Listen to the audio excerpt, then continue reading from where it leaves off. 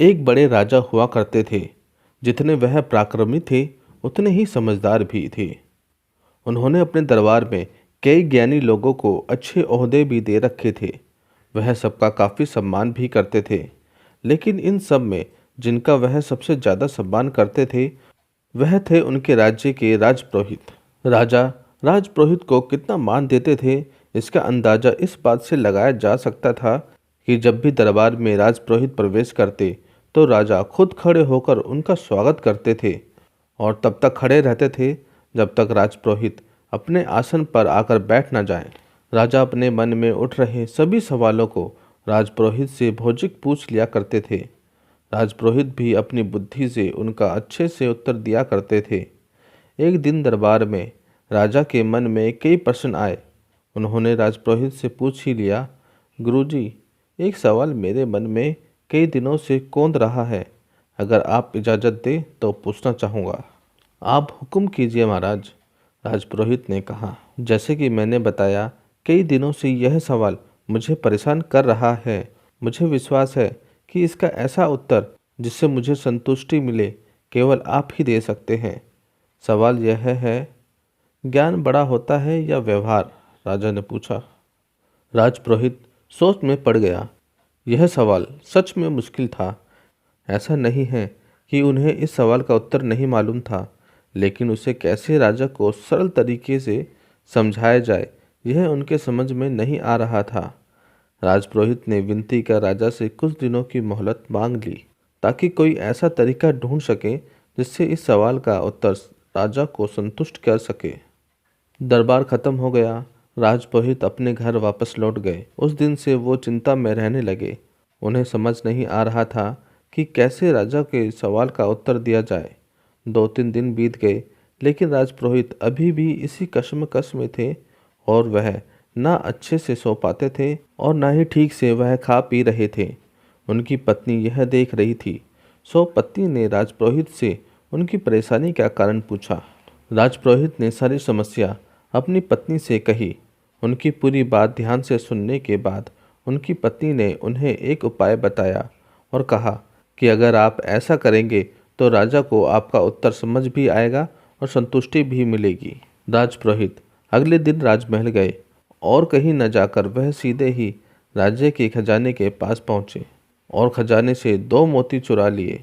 उन्हें ऐसा करते देख खजांची ने देख लिया। खजांची को अपनी आंखों पर विश्वास नहीं हुआ।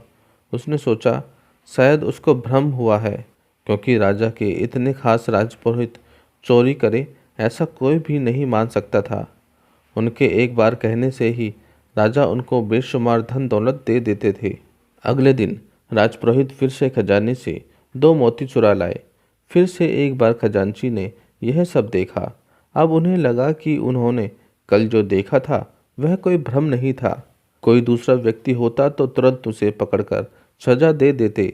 यह तो राजा के खास राजपुरोहित थे और जितना खजांची राजपुरोहित को जानता था वह तो बड़े भले आदमी हैं।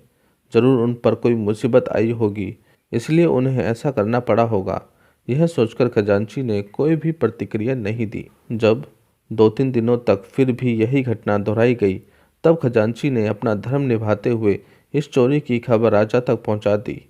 राजा को पहले तो बिल्कुल भी विश्वास नहीं हुआ, लेकिन खजांची ने जब पूरी बात बताई कि कैसे राजपुरोहित जी 1 नहीं 2 नहीं लेकिन पिछले 1 हफ्ते से खजाने से मोतियां चुरा रहे हैं, इस बात को खजांची ने इतना जोर देकर कहा और कसम खाकर कहा था कि राजा को भी अब उसकी बातों पर विश्वास हो गया।